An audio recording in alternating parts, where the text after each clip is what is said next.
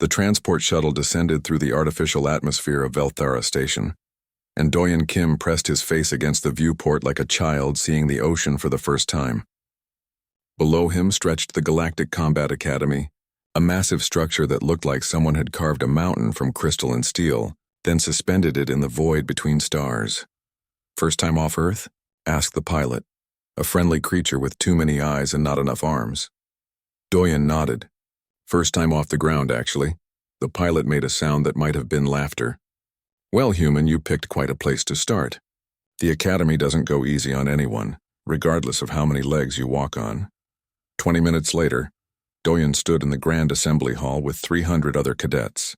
He had never seen so many different species in one place. Some walked on 2 legs like him. Others had 4, 6, or no legs at all. There were cadets covered in scales, fur, feathers, and materials he had no name for. The translator implant behind his ear worked overtime, turning dozens of languages into comprehensible speech. "Stand straight," whispered Hannah Park, the human liaison officer who had met him at the dock. She was 10 years older than Doyen, with kind eyes and worry lines that seemed permanently etched into her forehead. "Don't slouch. Don't stare. And for the love of everything, don't volunteer for anything today." Before Doyen could ask why, a massive figure entered the hall. Instructor Vexthor stood 3 meters tall, with 4 arms that moved with liquid grace. His skin resembled polished stone and his eyes were the color of deep space. When he spoke, everyone fell silent. "Welcome to the Academy of Blades," Vexthor said. His voice rumbled like distant thunder. "You come from 1,000 worlds, from species that evolved under different suns in different gravities, facing different predators. Each of you brings your biological heritage to this hall. Each of you carries millions of years of evolution in your muscles, your reflexes, your very bones." He moved to the center of the hall, where weapons of every description hung on display racks. Combat is not merely technique. It is the expression of what you are. A Krelix like myself fights with 4 arms because we have 4 arms. A Tavarian fights with enhanced perception because their neural clusters process movement faster than most species can blink. A Velnuk fights in 3 dimensions because they evolved in weightless environments. Vexthor picked up a massive sword that would have required 2 humans to lift. He swung it one-handed, the blade whistling through the air. Then he picked up a second sword with another hand, and a third and fourth with his remaining arms. He moved through a complex pattern, all 4 blades creating a defensive sphere around his body. "This is natural to me," he said, setting down the weapons. "My species developed the neural architecture for independent limb control over millions of years. We evolved hunting prey that attacked from multiple directions simultaneously." He turned to face the cadets directly. "Here is your first lesson. Each species has evolved for specific combat roles. Know your strengths, respect your limitations. The cadet who ignores biology is the cadet who dies." The demonstrations continued. A Tavarian named Thralamex moved with such speed that Doyen barely saw his blade strike the practice dummy. A Velnuk floated through the air, striking targets from angles that seemed impossible. A heavily armored Gronthal shrugged off blows that would have shattered stone. Then Vexthor called forward the human cadets. There were 12 of them in total. Doyen and the others stepped forward, suddenly very aware of how small they looked, how soft their skin was, how slowly they moved compared to the others. "Humans," Vexthor said, and Doyen couldn't tell if there was respect or pity in his voice. "Your species is new to the galactic community. You have no natural armor, no redundant organs, no enhanced senses. You are not the fastest nor the strongest, nor the most durable." Hannah's hand twitched at her side, but she said nothing. "However," Vexthor continued, "you have excellent endurance and remarkable adaptability. In this academy you will learn to maximize these strengths. You will not try to be Tavarian or Krelix or any other species. You will learn to fight as humans." The weapon selection came next. Each cadet approached the racks and chose their primary weapon. Thralmax selected paired short swords, spinning them with casual expertise. The Velnuk chose a long spear perfect for aerial combat. The Grunthal needed no weapon beyond their armored fists. When Doyen's turn came, he studied the options carefully. His hand moved toward a single straight sword, practical and balanced, but his eyes kept drifting to the paired blades that Thralmax had chosen. "Those require specialized neural development," Vexthor said, noticing Doyen's gaze. "Dual wielding is not simply holding 2 weapons. It requires the ability to process independent movement streams, to coordinate attacks that complement rather than interfere with each other. Only species with multiple brain clusters, enhanced proprioception, or additional limbs can truly master paired weapons. Has anyone ever tried? Doyen asked. The question came out before he could stop it. Vexthor's 4 eyes focused on him. Many have tried. All have failed or died trying. The galaxy has been at war for 10,000 years, human. Every possible fighting style has been tested in blood. We know what works and what does not. But has a human tried? Your species has been part of the Academy for exactly 3 months. We have trained precisely 47 human cadets. None have attempted dual wielding because they understood basic biology. Doyen selected the single sword, but the question lingered in his mind. That evening, in the quarters he shared with Minho Choi, a human engineering cadet, Doyen accessed the Academy's historical database.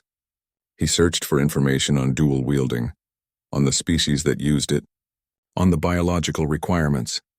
You're going to get yourself killed, Minho said, looking over his shoulder at the data streaming across the screen, or worse, expelled. I just want to understand why it's impossible. Because we don't have 4 arms. Because our brains aren't built for it. Because Vexthor, who has been training warriors for longer than our grandparents have been alive, said so. Doyen pulled up another file. This one showed historical human combat footage from Earth. Fighters with paired swords moved through forms that looked nothing like Thralmax's alien technique, but were undeniably effective. Fencers with rapier and dagger, warriors with dual weapons whose names he barely recognized. Humans have been dual-wielding for thousands of years, Doyen said quietly. On Earth, against other humans. This is the galaxy, Doyen. Different rules.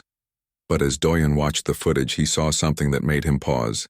The human fighters didn't control each weapon independently like Vexthor had. They moved them together, creating patterns, each hand setting up the next strike. It wasn't about having 2 brains. It was about having one brain that could think in combinations. Through the window, he could see the training halls where cadets practiced late into the station's artificial night. Somewhere out there, Thralmax was probably perfecting techniques that came naturally to his species. Doyen looked at his hands, turning them over in the dim light. They were just hands. Human hands. Nothing special by galactic standards, but they were his hands and they were capable of learning. He made a decision then, one that would change everything. Tomorrow he would train with the single sword as required, but tonight and every night after, he would begin teaching himself something the instructor said was impossible. Define impossible, he thought, then redefine it. The Academy's training schedule was brutal.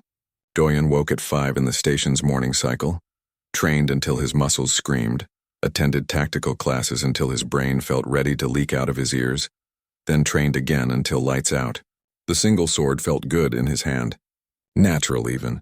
He was learning the basic forms quickly, adapting to the weight and balance. But every night, after the other cadets had gone to sleep, Doyen made his way to the unused cargo hangar on level 7. Minho had found the space during his engineering rotation.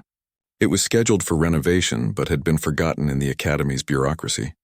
The space was perfect, empty, private, and large enough to practice without hitting walls.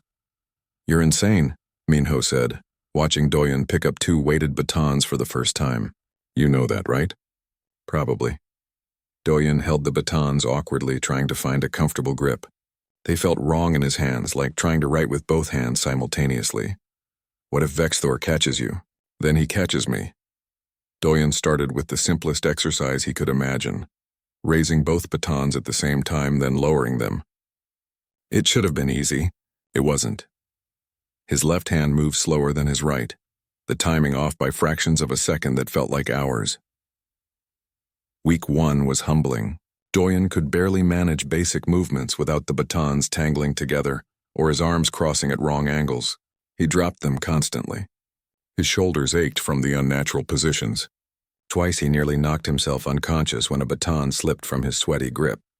Week 2 brought small improvements. He could now perform simple strikes without hitting himself. The movements still felt robotic, forced, but at least they were movements. I found something, Minho said one evening, bringing a data pad to the hangar. Historical Earth combat databases. Lots of dual-wielding styles. Kendo paired with wakizashi, European rapier and dagger, Filipino eskrima with paired sticks. Doyen studied the footage hungrily. These weren't alien techniques designed for alien bodies. These were human techniques developed by humans for human bodies. See how they don't move the weapons independently? Minyo pointed at a demonstration of paired sword work. Each hand sets up the other. It's like a conversation between the blades.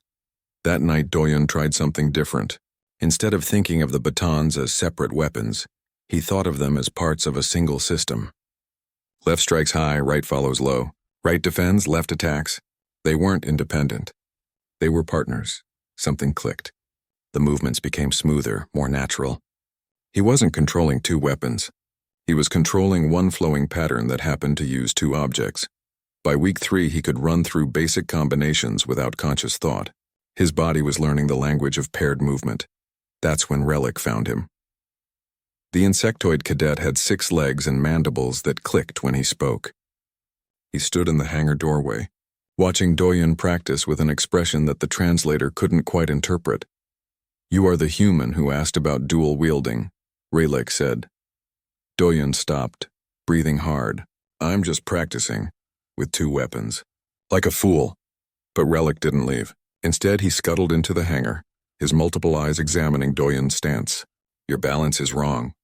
You lean too far forward. I didn't ask for advice." "No, but you need it."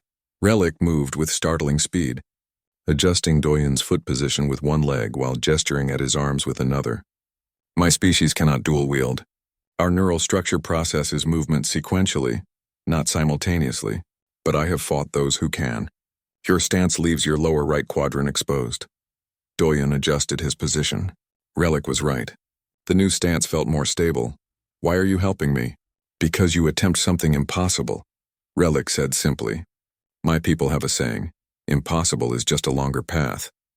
I wish to see if your path leads anywhere." From that night on, Relic joined the secret training sessions. He couldn't dual wield himself, but his 6-legged perspective on balance and movement helped Doyen refine his techniques. The first confrontation came during a free period in week 4. Doyen was in one of the public training rooms, working through his required single sword forms. The room was mostly empty except for a few other cadets doing individual practice. Without thinking, he picked up a second practice blade from the rack just to see how the academy weapons felt compared to his weighted batons. The balance was different. Better. He ran through a simple combination. High left strike, low right sweep, reverse the pattern. "What are you doing?" Doyen turned to find Vexthor standing in the doorway, all 4 eyes fixed on the 2 blades in Doyen's hands. The training room fell silent. Other cadets stopped their practice to watch. "I was just experimenting, sir." "Experimenting." Vexthor walked into the room, his massive frame making the space feel suddenly smaller, with paired weapons, after I explicitly explained why this is impossible for your species. "You said it was difficult, sir." "Not impossible. I said it requires neural architecture your species does not possess. I said every species that has attempted this without the biological prerequisites has failed. I said biology determines capability." Vexthor's voice remained calm, but something cold crept into his tone. "Were you not listening, or did you simply decide that millions of years of galactic combat experience were wrong?" Doyen set down the blades carefully. "I heard you, sir. I just thought maybe there was a different approach." "There is no different approach. There is biology and there is death. You will fail by defying biology, and when you fail in real combat you will die. Worse, you will endanger those who depend on you." The other cadets watched with a mixture of pity and second-hand embarrassment. Threlmex, watching from the corner, made a sound that might have been laughter. "Return to your assigned weapon," Vexthor said. "Do not let me see you with paired blades again." That evening, Hana found Doyen in the human quarters. She sat down heavily, looking older than her years. "I heard what happened," she said. "I'm sure everyone heard. Doyen, I know you want to prove yourself. I know you want to show that humans can compete here. But this isn't the way. What is the way? Be mediocre? Stay in the middle of the pack because we don't have claws or armor or forearms? Be smart. Be alive." Hana's voice was gentle but firm. "Humanity is new here. We're being judged every day. Every human who fails reflects on all of us. Every human who dies trying something stupid makes the next human's path harder. So we should just accept limitations? We should pick our battles. We should be strategic. She put a hand on his shoulder. Your file says you walked 20 kilometers to take the academy entrance exam when your transport broke down. You passed the exam despite being exhausted. That's the human strength, persistence, endurance. Not flashy techniques designed for alien biology. After she left, Doyen sat in the darkness thinking about her words. She was right about human strengths. Persistence. Endurance. The ability to keep going when others would quit. But persistence toward what? If he gave up on dual-wielding now, what would he have learned? That humans should accept whatever limitations others placed on them? Minho found him an hour later. You're still going to train, aren't you? His friend asked. Yes. Vexthor will catch you eventually. Probably. And you'll be expelled or punished or humiliated again. Maybe. Minho sighed, then grinned. Then we'd better make sure you're actually good at it before that happens. I'll start working on better training equipment. Something that gives real-time feedback on your form. Doyen looked at his friend. Why are you helping me? Because our species walked to every corner of our planet on persistence alone, Minho said, echoing Doyen's earlier words. We'll persist through this too, even if it's the long way around. That night, Doyen returned to the hangar. The batons felt familiar now, like extensions of his arms. He wasn't as fast as Thralomax, wasn't as strong as the Gronthal, didn't have Vexthor's multiple limbs. But he was human, and humans were very, very good at refusing to quit. The pain started in week 6. Doyen woke up one morning and couldn't fully extend his right arm. The muscles felt like knotted rope, tight and burning. His left shoulder ached with a deep, persistent throb that made even simple movements uncomfortable. You need to see Dr. Song, Minho said, watching Doyen struggle to put on his uniform. I'm fine, just sore. You can barely lift your arms. That's not sore, that's injured. Dr. Unisong was the Academy's human medical officer, a sharp-eyed woman who had seen too many cadets push themselves too hard. She examined Doyen with efficient professionalism, her scanner humming as it passed over his shoulders and arms. Severe muscle strain, she said flatly. Neural fatigue in both arms. Early signs of repetitive stress injury in your wrists and elbows. She set down the scanner and looked at him directly. What have you been doing? Training. Training with what? Because your injury pattern doesn't match standard single sword work. It matches someone trying to coordinate complex bilateral movements for extended periods. She paused. You're trying to dual-wield, aren't you? Doyen said nothing. Human neural pathways weren't designed for simultaneous independent weapon control. Dr. Song continued. Our brains are excellent at many things, but processing two completely separate attack patterns at the same time isn't one of them. You're forcing your nervous system to work in ways it wasn't built for. What if I train it to work that way? Then you'll damage it. Permanently. She pulled up a holographic display showing his neural scan. See these inflammation markers? Your brain is working overtime to coordinate the movements you're practicing. It's like running a marathon every night without rest. Eventually something breaks. She prescribed rest, anti-inflammatory medication, and strict orders to avoid dual-weapon practice. Doyen nodded, accepted the medication, and ignored the advice about practice. That night in the hangar, he tried a different approach. If his brain couldn't process two independent weapons, maybe he needed to stop thinking of them as independent. He had started down this path before, but now he committed to it fully. Minho had built new training equipment, a sensor system that tracked both weapons and provided feedback through gentle vibrations. When Doyen's timing was off, the batons buzzed. When his pattern was smooth, they stayed silent. Think of it like dancing, Relic suggested, watching from the side. His species couldn't dance in the human sense, but they understood rhythm and flow. Each movement leads to the next. You are not controlling two weapons. You are creating one continuous motion. Doyen closed his eyes and moved. Left high, right follows low. Right blocks, left strikes. The pattern flowed like water, each movement birthing the next. The baton stopped buzzing as his rhythm smoothed out, but his body still hurt. Every practice session left him more exhausted than the last. The medications helped, but they couldn't eliminate the fundamental strain of what he was attempting. Midterm evaluations arrived in week 8. The entire academy gathered to watch cadets demonstrate their progress. It was part test, part exhibition, and entirely nerve-wracking. Each cadet performed their chosen weapon forms before the instructors and their peers. Thrallamax moved through his dual-blade routine with breathtaking speed and precision. The crowd murmured appreciation. A Velnok cadet performed aerial combinations that seemed to defy physics. More applause. When Doyen's turn came, he performed his single sword forms cleanly and competently. Nothing flashy, nothing remarkable. Just solid basic technique, adequate, Vexthor announced. Cadet Kim demonstrates acceptable grasp of fundamental principles. He ranks in the middle tier of this evaluation. Middle tier. Average. Adequate. The words stung more than Doyen wanted to admit, but worse came during the written evaluations. In the section on training, dedication, and focus, Vexthor had noted, Cadet Kim shows concerning tendency toward distraction. Has been observed attempting techniques beyond his biological capability. This represents poor judgment and lack of self-awareness. Recommend additional mentoring on realistic goal setting. The report was technically private, but Thrallamax somehow got hold of it. Within hours, every cadet in the academy knew about the human who thought he could dual-wield. I hear you're quite the innovator, Thrallamax said one day in the dining hall. He spoke loud enough for nearby tables to hear. Tell me, human, do you also plan to grow wings? Perhaps develop armor plating? Maybe sprout a few extra arms? Laughter rippled through the hall. I just think there might be different approaches to the same problem, Doyen said quietly. Different approaches. Thrallamax set down his meal. How about this for a different approach? Sparring match. You with your experimental dual wielding, me with my species' natural technique. Let's see whose approach works better. The challenge hung in the air. Refusing would mean admitting defeat before even trying. Accepting meant public humiliation at best, serious injury at worst.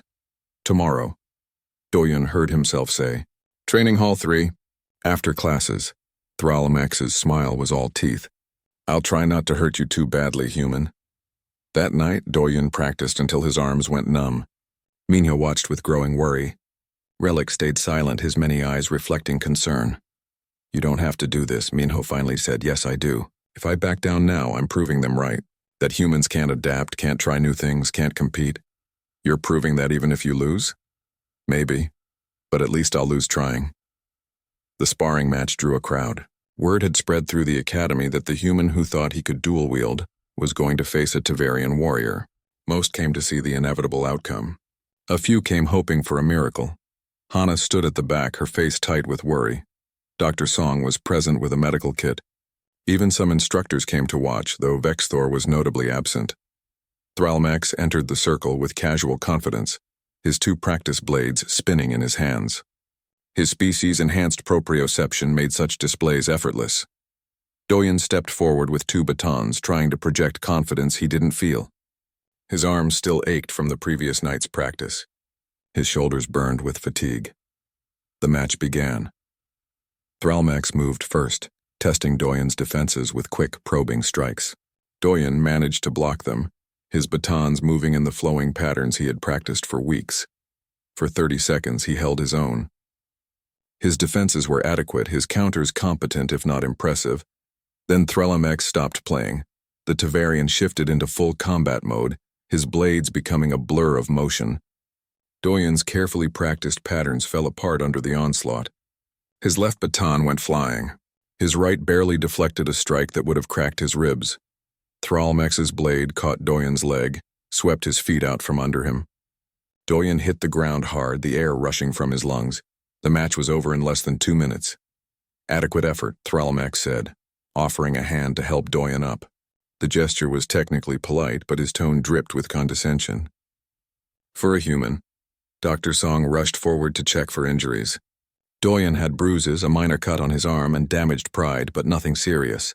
The crowd dispersed, many shaking their heads. The human had tried something ambitious and failed predictably. The galaxy's order remained intact. Hana found Doyen in the medical bay an hour later. She didn't say I told you so, which made it worse somehow. I'm not giving up, Doyen said before she could speak. I didn't think you would. She sat down beside him. That's what worries me. That evening, as Doyen lay in his bunk staring at the ceiling, someone knocked on the door. He expected Minho or maybe Relic. Instead, Vexthor filled the doorway. The massive instructor entered the small quarters, making the space feel impossibly tiny.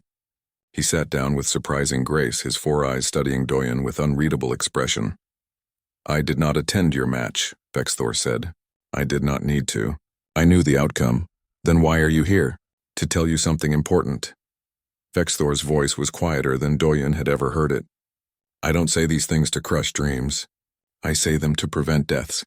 The galaxy is dangerous enough without adding impossible goals. I have trained warriors for 300 years. I have seen hundreds of cadets die because they overestimated their capabilities. I have held dying soldiers who thought they could exceed their biological limits. He stood to leave, then paused at the door. You asked me once if what seems impossible to humans might not be impossible in galactic terms. I will answer that question, no. Impossible is impossible regardless of species. But perhaps he seemed to struggle with the words. Perhaps the definition of impossible is broader than I have acknowledged. After he left, Doyen closed his eyes. His body ached. His pride was wounded. He had lost badly. But Vexthor's final words echoed in his mind. Perhaps the definition of impossible is broader than I have acknowledged. Not permission. Not encouragement, but the tiniest crack in the wall of certainty. And through that crack, possibility could grow. Dr. Song forced Doyen to take a full week off from physical training. No practice, no exercise beyond light stretching, just rest and recovery. Doyen hated every minute of it, but the forced rest gave him time to think, and thinking led him to the Academy's extensive library. If he couldn't practice with his body, he would practice with his mind. He started with the basics, galactic species biology files.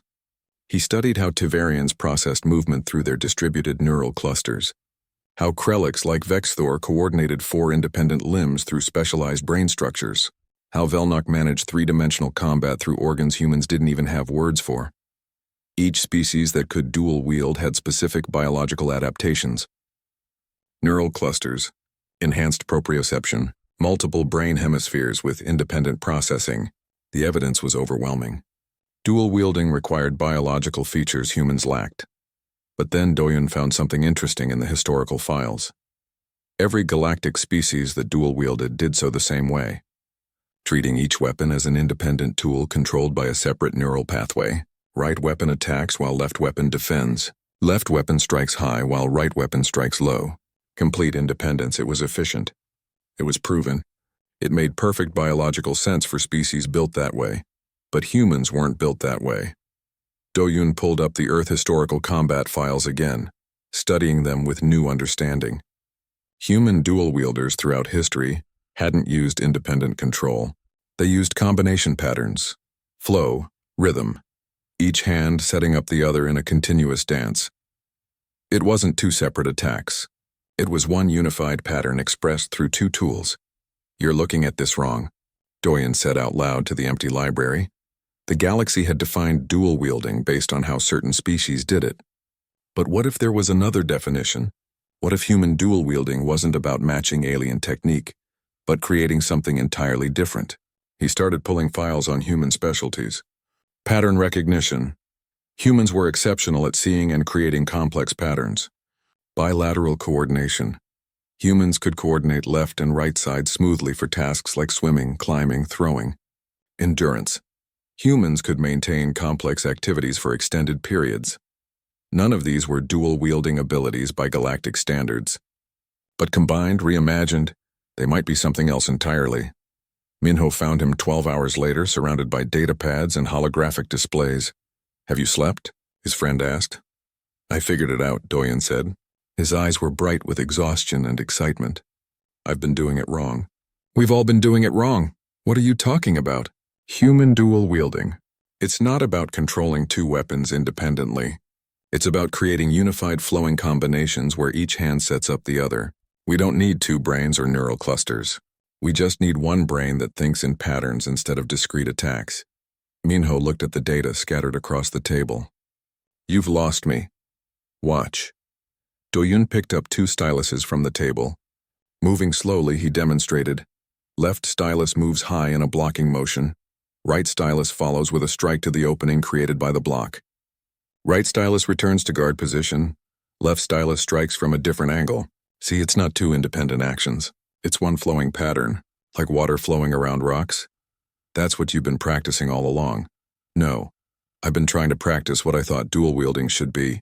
based on watching Thralamex and others. But their way requires biological features I don't have. This way, he moved the styluses again, faster now. This way uses what humans are actually good at. Over the next week, as Doyen's body healed, he redesigned his entire approach. Minho helped create new training simulations based on human historical combat masters. They studied Eskrima practitioners who made paired sticks flow like water, fencers who used rapier and dagger in complementary patterns, kendo masters who paired long and short blades. None of these historical fighters had tried to use independence. They used synergy. When Dr. Song finally cleared him for practice, Doyen approached training with new purpose. He stopped trying to move each baton independently. Instead, he created flowing combinations where each movement led naturally to the next. Relic noticed the change immediately. "You move differently now," the insectoid said, watching Doyen practice. "More fluid, less mechanical." "I stopped trying to be a Tavarian," Doyen explained. "Started trying to be a better human. This is wisdom. Each species fights according to its nature. Attempting to be another species is foolishness." The practice sessions grew longer and more intense, but the pain diminished. Doyen wasn't forcing his body to work against its design anymore. He was working with it, using human strengths to create something new. Word of his return to training spread. Cadets began stopping by the hangar to watch. Some came to mock. Others came out of curiosity. A few came to learn. Jisoo Yoon was the first to ask to join. She was another human cadet, quiet and observant. She had scored well in standard single-weapon training. But like Doyun, she seemed to feel there was more to discover. "Teach me," she said simply. "I'm still learning myself. Then we'll learn together." Within 2 weeks, 3 more human cadets had joined the unofficial training sessions. They practiced in the hangar, working through the combinations Doyen had developed, adapting them to their own styles. Not all of them were successful.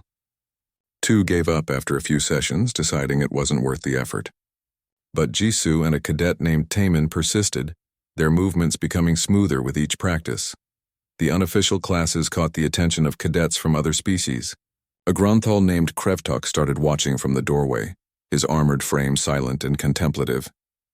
"Your technique would not work for my people," Krevtok said one evening. "Our bodies are too rigid. But it is interesting to watch. You create patterns where I see only separate movements." "That's the idea," Doyen said. "Working with our biology instead of against it." The quarterly tournament was announced in week 15. It was a major event, with cadets competing in various combat styles and weapons categories. Winners would be recognized, rankings would shift, and reputation would be made or broken. Hana found Doyen the day after the announcement. "You're thinking about entering with dual weapons," she said. It wasn't a question.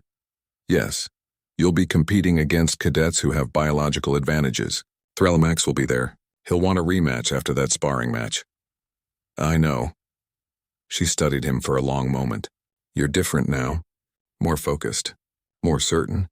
I understand what I'm trying to do now. Before I was trying to prove something. Now I'm just trying to explore a possibility." "What possibility?" "That human techniques matter.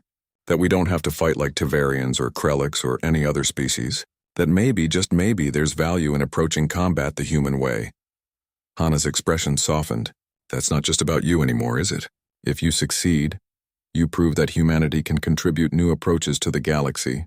That we're not just weaker versions of other species.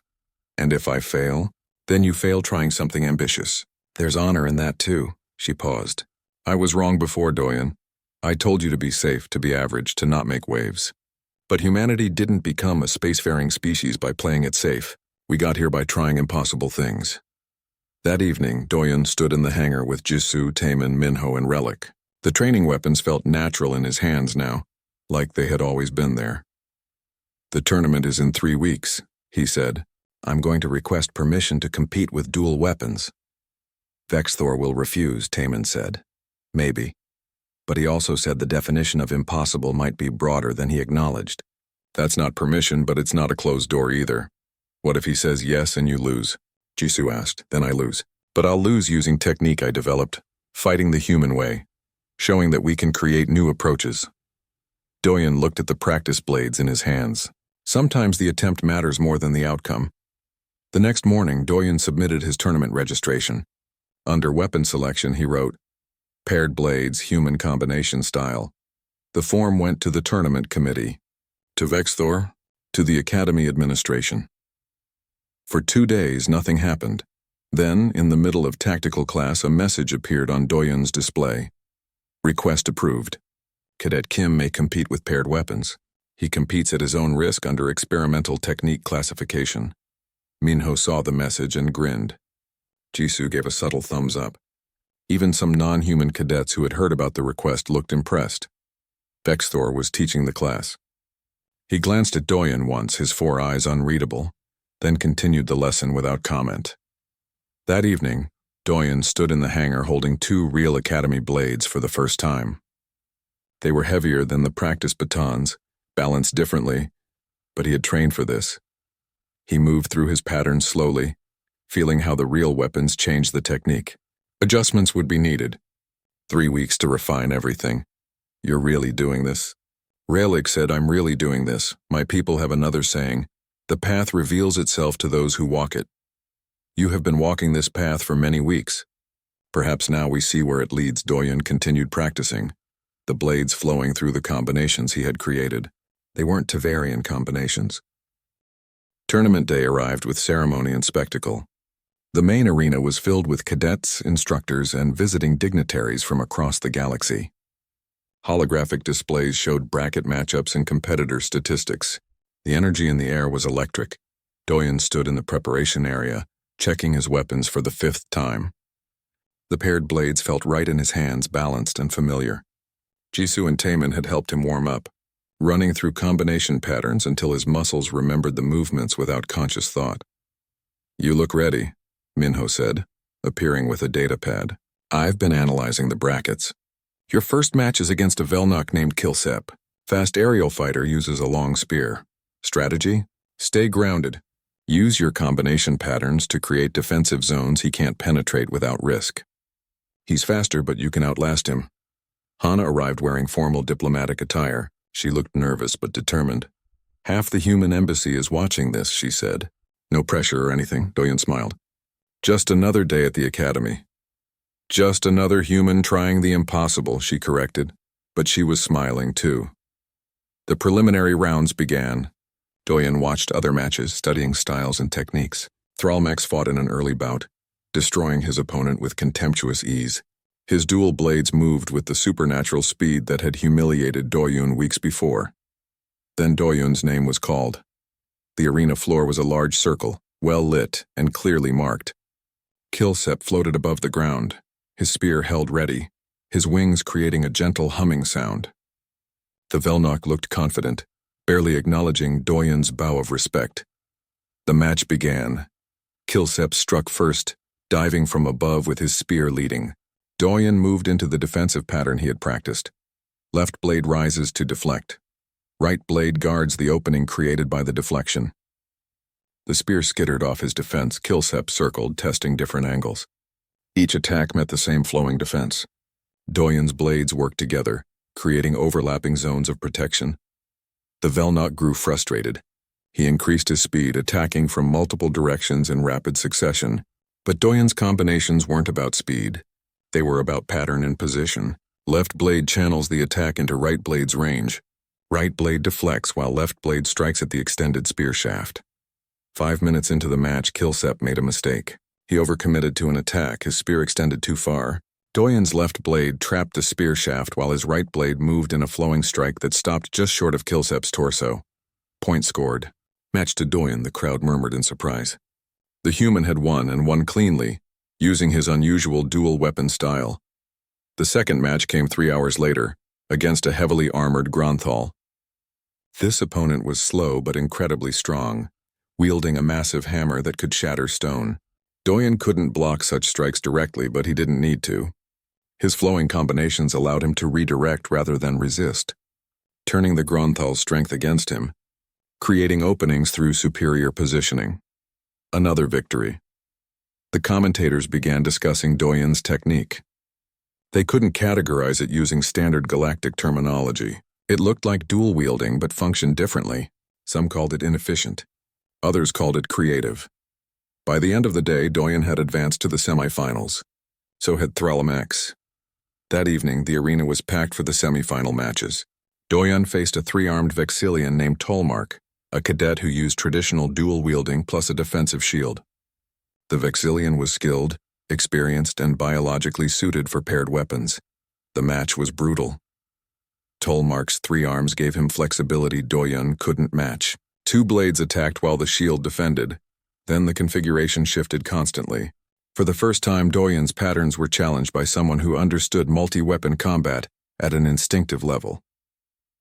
The match went on for 12 minutes, the longest bout of the tournament. Both fighters landed points. Both showed fatigue. The crowd watched in tense silence. Doyen's human endurance became the deciding factor. While Tolmark began to slow, his three-armed coordination requiring immense concentration, Doyen's patterns remained consistent. He had trained for endurance, for persistence, for the long fight. At minute 13, Tolmark's shield dropped half a second too slow. Doyen's flowing combination found the opening. Left blade creates high pressure, right blade sweeps low, left blade strikes the exposed center. Point, match, victory. The crowd erupted. A human had defeated a three-armed opponent using dual weapons. It shouldn't have been possible, but everyone had just witnessed it. In the other semi-final, Thralamex destroyed his opponent in under a minute. The final match was Set, the human with his experimental technique, against the Tavarian with his species' natural advantages. Vexthor found Doyen in the recovery area. "You have done well," the instructor said simply. "Better than I anticipated." "Thank you, sir. But Thralamex is a superior fighter by every measurable standard. He is faster, stronger, and has biological advantages you lack. You understand this?" "I understand." "Then why continue? You have already proven your point. You have shown that human technique has value. There is no shame in withdrawing from a match you cannot win." Doyen looked at his paired blades, then back at Vexthor. "Because maybe the definition of cannot win is broader than we acknowledge." Vexthor's expression might have been a smile. "It was hard to tell with Krellick's features." "Then show me, human. Show me what I have failed to see." The final match drew the largest crowd the Academy had seen in years. Every seat was filled. Instructors, cadets, diplomats, and curious observers from dozens of species packed the arena. The human embassy staff watched anxiously. Even the Academy Commandant, Grandmaster Kelvin, attended personally. Thralamex entered first, acknowledging the crowd's cheers with casual confidence. His dual blades spun in his hands with effortless grace. Doyen entered to quieter applause, mostly from the human section. He bowed respectfully to Thralamex, to the judges, to the crowd. "Ready to lose again, human?" Thralamex asked, loud enough for the nearby spectators to hear. "Ready to try," Doyen replied. The match began. Thralamex opened with the same devastating speed that had overwhelmed Doyen weeks ago, but this time Doyen was ready. His flowing patterns absorbed the assault, left blade feeding into right blade, creating a defensive sphere that bent but didn't break. Thralamex increased his pressure, his Tavarian biology allowing him to process and execute attacks faster than most species could perceive. But Doyen's patterns weren't about matching speed. They were about creating positions where speed mattered less than timing. 3 minutes in, neither fighter had scored a point. The crowd leaned forward. Thralamex tried a different approach, using feints and deception. But Doyen's human pattern recognition read the setup and adapted. Right blade commits to block the feint. Left blade covers the real attack line. 5 minutes. Still no points. Both fighters were breathing hard. Thralmamex's frustration showed in his technique. His attacks became more aggressive, more powerful, but less controlled. He was trying to overwhelm Doyen through sheer biological superiority. Doyen absorbed the pressure, his endurance training allowing him to maintain his patterns even as exhaustion crept in. This was what humans did. They persisted. They endured. They kept going when others would fail. At minute 7, Thralamex committed to a massive double strike, both blades swinging with full power. Doyen saw the opening. It was small, brief, and required perfect timing. He dropped his right blade. The crowd gasped. But Doyen's left hand was already moving, catching the falling blade mid-drop. The unexpected movement changed the blade's position completely, bringing it up from below at an angle Thralmex's enhanced proprioception hadn't been trained to track. The blade stopped a centimeter from Thralmex's torso. point. The Tavarian stared in disbelief.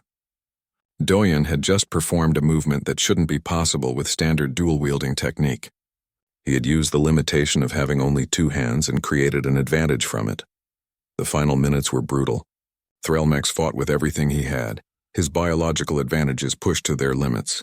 Doyen's patterns grew ragged with exhaustion, but they held. At minute 9, Doyen scored a second point with another flowing combination that turned Threlmex's strength against him. The match was over. The arena fell silent for 3 heartbeats, then erupted in noise. Cheers, arguments, shocked exclamations in a dozen languages. Threlmex stood still, processing his defeat. Then slowly he bowed to Doyen. "You fight like no one I have faced," he said. "Not better, but different. I could not adapt to difference fast enough." Grandmaster Kelvin descended to the arena floor, his ancient form moving with deliberate grace. The crowd fell silent. "Today we have witnessed something remarkable," he said, his voice carrying through the arena without amplification. "Not a human defeating biology, but biology expressing itself through culture and will. We have defined combat based on natural advantages for thousands of years. We have forgotten that nature includes the ability to adapt, to learn, to create new solutions." He turned to Doyen. "You did not become Tavarian or Krelix. You became more completely human, and in doing so you showed us all something we had forgotten." Vexithor approached Doyen, all 4 eyes bright with something that might have been respect.